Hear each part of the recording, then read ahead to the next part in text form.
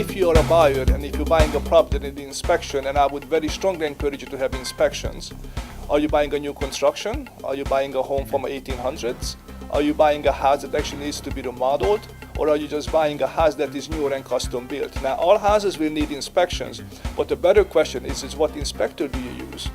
I usually use a contractor who is a licensed general contractor in North Carolina, who build houses so they understand construction, and also the licensed inspectors. An inspector can make it or break it for the entire transaction, because some buyers and some agents included, unfortunately, not very educated of how the house is built, what is expected, what is not.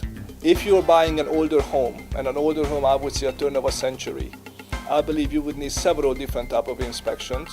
And if that rural home actually on a big piece of land, you would need a well and septic, and those are different inspectors.